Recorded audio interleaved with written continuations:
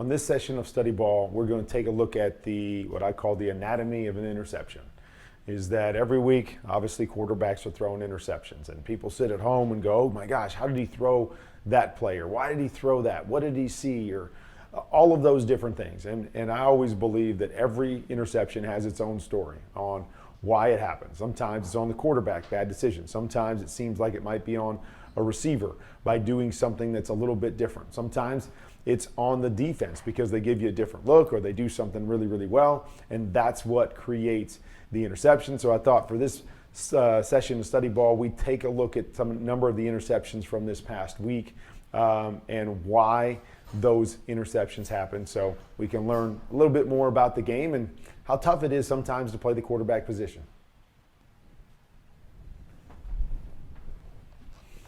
All right, here we go. Interceptions. Okay, always lots of details to them. So on this play, we're going to run a flat, a hook, and an in route here. Okay, so on this particular play, okay, Matt peeks this guy right here. He moves to that side. Great, I got everything that I want to this side. Okay, split the ball right here, and I say to myself, okay, going to take the flat. Okay, if I don't like the flat, come to the hook. They squeeze the hook. Now I'm up over the top to the end. Okay, so here, maybe could have taken the flat, felt this guy was outside of him. Okay, now I'm coming to the hook. This guy jumps the hook. Great, now I've got my in. But what we have to say to ourselves is I don't know what's happening on that side of the field. Don't know what's happening there, so I've got to throw the ball on this side of the field. Timing is everything because as a quarterback, you can't verify what's back there. And you see, he looks there, he pumps, he hesitates. Now, throwing the ball outside the backside hash is going to be trouble every single time because you can't verify what's over there. Even though it looks like, oh, I got him open, and you do. If you throw it on time, you have him open. He may walk into the end zone. This is the difference between interceptions, touchdowns, details, right? Little things, inches. Being able to throw this on time as opposed to throwing it late. Difference from a touchdown to an interception right there. Okay, so here's another one. We always say, right? It's really tough for a quarterback to see both sides of the field. So you initially see it. You had to hold defenders as Matt Ryan did. Oh, that linebacker's outside. Oh, this safety's back in the position he's supposed to be in. Okay, I got to cross him off, and now I got to read the other side of the field. So on this particular play, we're going to run a clear out, a big in, and a hook right here. So Tua gets the look that he wants. Backside safety. I mean, this backside safety is 10, 20, 22 yards deep. 22 yards deep and high on the backside. So Tua's coming out. We've got a little hook right here, the big in, reading that defender. He jumps the hook. I'm going to throw this, try to get it 2 yards inside the numbers, but oftentimes it gets in a little bit further inside the numbers, but Tua's made the right read. He's making the right throw. Now, maybe a little bit sooner, but this safety comes all the way from 22 yards on the backside to intercept this ball outside the other hash. Jordan Poyer, that is one heck of a football play to be able to read the eyes of the quarterback, settle there, make a break, and go get the football. So what is it? A little bit late by Tua, one hitch, let it go. One hitch, get it out. Okay? Maybe a little too much air. Or maybe just a great play by the defender where you really can't see that defender. You're not holding that defender on the backside because you've got to read what's going on the front side. Interception by the defense. Tom Brady.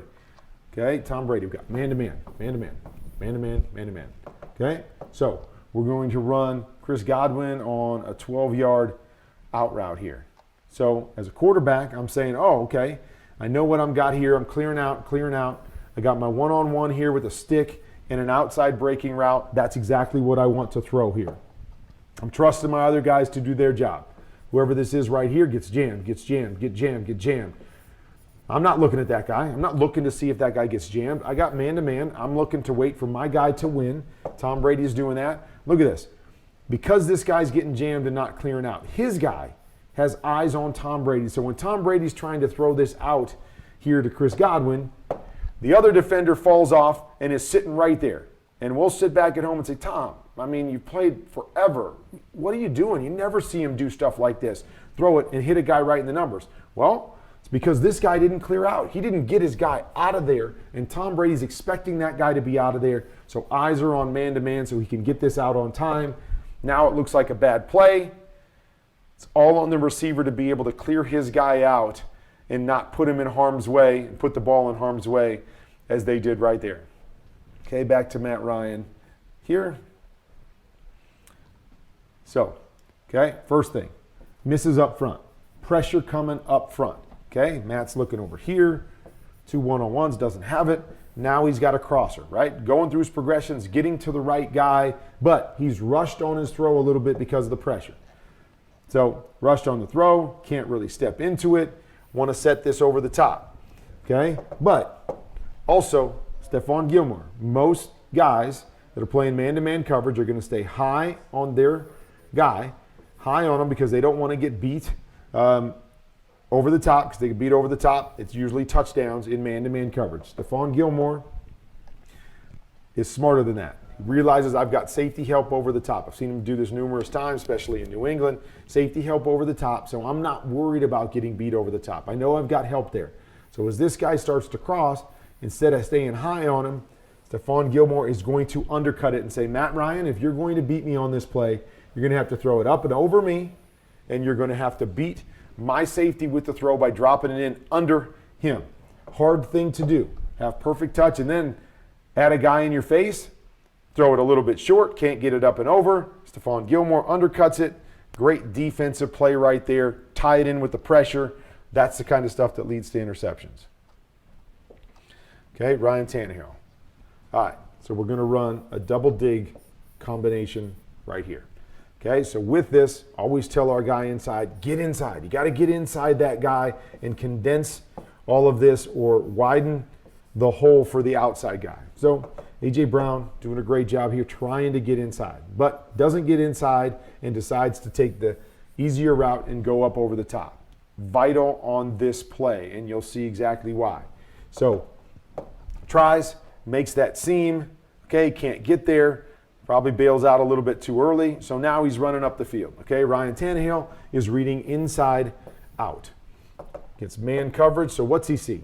He sees Moore right here, back to him, numbers turn the other way, eyes on A.J. Brown, all that stuff going on.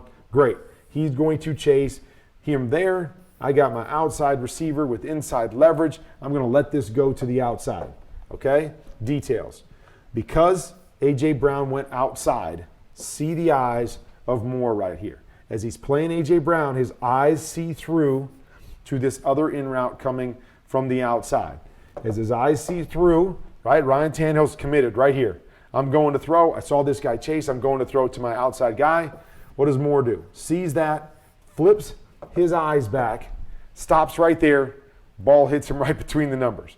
And everybody's looking and saying, Ryan Tannehill, how do you not see the guy that's sitting there? Well, I see him chasing A.J. Brown. I see his numbers his back of his numbers are to me. There's no way he's going to come off of this. He's chasing down the middle of the field. Great play by Moore. See it, come off of it, spin, get the interception. All right, here we go. Now, this particular case. Pressure, pressure, pressure, pressure, pressure, pressure, pressure. 7 guys up in pressure, only 6 blockers. That means it is either going to be a side adjust. What we mean by a side adjust is if we're going to let this backside guy go free, this guy has to adjust his route or run something quick because I've got to get it out of my hands and he's the only guy over there. Okay, if we've got a hot, meaning we're going to block backside and leave somebody front side free, usually have something built in here where we can throw a quick hot. So in this particular case, looks like they've decided they're going to let the safety go free. So if I'm Ryan Tannehill, I got to let this ball go backside, knowing that guy's coming free. Can't get my eyes over here and then try to get back to this side to throw something quick. If that's what you've decided to protect it that way, you got a free safety free. You got to take your shot back here with that go route. Might not be great, but you got to take your shot. Instead, he peeks over there, then he comes back. This guy's coming free. He's in a panic state because he doesn't really know what's going on front side, and now he's going to try to fit it in here off of this. As we go back to the protection, you'll see what happens. Everybody comes except the defensive tackle steps and pops out. Hard to see as a quarterback because you're looking at all these extra guys that are coming and linebackers. Are they blitzing? You don't hardly ever look at defensive linemen. So He goes there, then he's trying to come back and rush a hot to the front side. Ball actually gets tipped, but defensive end pops out and gets the interception. Really, really tough play to make. See those defenders and know exactly what they're doing. All right, Carson Wentz finished the game with an interception. Everybody's talking about this one, not the one that was in the end zone. We all know that wasn't a good decision, but here's the one that's tougher. Okay, we got a deep pylon, we got an over, and we got a flat. Okay, on this particular play, as a quarterback, we're reading this guy first. He settles, we're taking the deep one. He gets deep, now we go to our flat defender, and we've got a high-low off the flat defender. That's what we're reading on this particular play, okay? The complement to this play is we go here, we run a post, and we run an over. And a lot of teams will do that, okay? So if we do that, now we're going to read the free safety first because the free safety jumps the over, we throw the post. He gets deep on the post. Now we've still got our flat over off of the flat defender. But in this game, the Colts ran this pylon over a number of times. So this defense had seen it. So as we go to do this, Carson looks, this guy runs, great, get down to your flat defender. Flat defender's kind of got his feet flat there. Yes, could have taken the flat if he wanted, but I believe in this particular look, you're throwing this 20 to 22 outside the numbers. This guy's tucked inside the numbers. Has a great shot to make this throw. I've made this throw a million times and completed it outside the numbers with that defender in that position. So it really isn't about this guy right here and saying, oh, he should have thrown the flat. It's really about this free safety here and knowing that the quarterback doesn't look at that free safety. On this particular play, post over, yes, look at the free safety to see if he jumps and go over the top of it. Pylon over, don't look at him. Expect him to be taken out by the pylon. Expect this guy to hold him off long enough. Expect this guy to cross his face. And I expect to be able to make my read here. Carson makes his read, makes a throw, probably going to get a completion. Yet free safety does a great job. Kevin Byard, one of the best in the league, seen it a couple times in the game. I know what they're going to do. I'm going to go pick it off. Now, if he was wrong and the Colts ran the post there instead of the corner, now what? He's dead, game over. Now he's the GOAT on that particular play, and it's not Carson Wentz, but those are the little things and the details. Great defensive play. Offensively, wasn't a bad decision necessarily by the quarterback, just didn't see a guy that he's not normally reading on that particular play, and a complimentary play because they've run one play numerous times in a game might have got them the win instead of leading to a loss. Okay, this particular play. Okay, we got a RPO double slants right here. So RPO, he's going to read this backer flows, he's going to keep it. One of the biggest mistakes that guys make on these RPOs is not pre-snap reading it. So with the pre-snap read, what you want to see is that this is press, this is off. Yes, this guy's leaving, so we're avoiding that area, so we want to try to replace it with the slant. I get all of that. But find the easy throw. The easy throw is the defender's 6 yards off, 8 yards off, on the bottom, outside throw. Come back, you can peek at the inside one, but based on the initial pre-snap read, it doesn't look good. He gets jammed, it's going to lead to an interception. Just get out here and take the outside one that's easy right now if this one doesn't just show right now. So instead, we're getting jammed, we're trying to force it in, ball gets tipped, and now it's going the other direction on a play that should have been an easy completion, and the read was right off of the RPO, just not right on the outside. And it might help if they had a little bit better spacing as well on those two routes. All right, Justin Herbert right here. Okay, this is where timing is so important. Okay, get your feet set. So watch Justin. He's here and he's bouncing and he's bouncing and he's bouncing. You've got a quick little angle coming out here by your running back. So I've got to have my feet set and ready to put this on him as soon as he breaks. But because of this, we're bouncing a little bit. Now he double clutches, his feet, everything are off. Now he's going to throw it high, tipped, and now we get another interception. If he's set right here, okay, so the way we always talk about reading this is I'm reading this defender. That guy runs, I'm going 1. If I don't have it, I'll work backside to 2, and then to whatever's back here, 3. Okay, so there it is. Got him right there. But he's still kind of bouncing a little bit. He's not ready to make the throw. Then he double clutches on top of it. Leads to an interception. Go back and look at it from the end zone copy. Sometimes that gives us a good little read here, what we're doing. Okay, so, all right, we're peeking. Okay, eyes in here. This all disappears. Right there. Okay, watch his feet. See his feet? Feet are bouncing. He's late. Now the ball comes up high, an interception. Just settle your feet. Know what you're reading. This guy's running. Boom, be ready to put that on him. If you don't like that leverage, don't try to force it late. Get to this shallow that's running away from his guy on the backside. But a lot about feet and being ready and being able to make accurate throws. Tip balls, always the worst for a quarterback, especially across the middle. Okay, Trevor Lawrence. A play fake, a little roll. Okay, we got a little double move right here.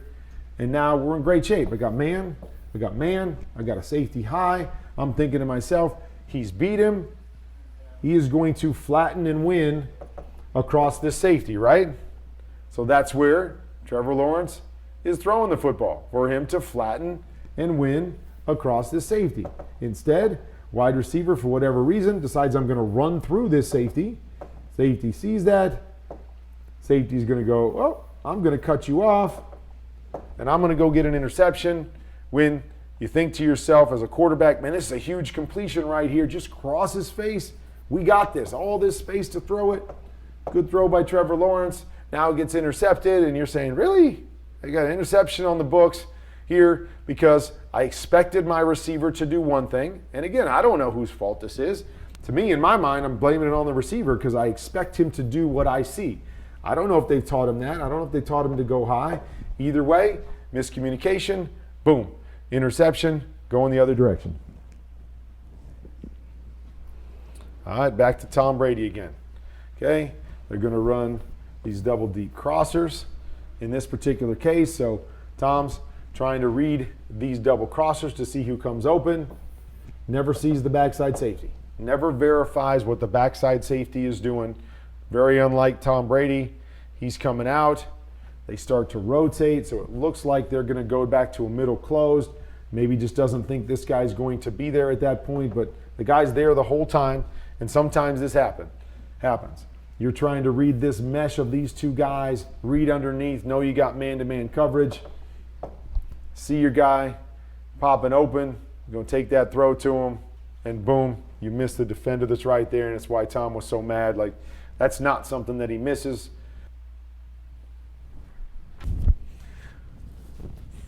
So I rather enjoy that. I enjoy looking at the big picture and being able to explain to all you guys what happens on every given interception, because there are so many factors that play into it. Not always on the quarterback. It's a tough position to play. You see things, you got to decide, you got to get the ball out of your hands. You think you're in great shape. There's times you throw a football and you're like, oh yes, we got a big play. Boom, out of nowhere, somebody that you didn't expect, somebody that you don't even normally read on that play. Sometimes a guy you can't even read on that play, like that play by Tua, there's no way you're going to see the backside safety and expect him to cut all the way to the front side and intercept an in route that's outside the hash.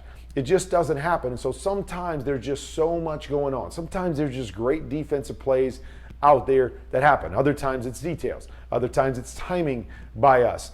All of those different things factor in to interceptions.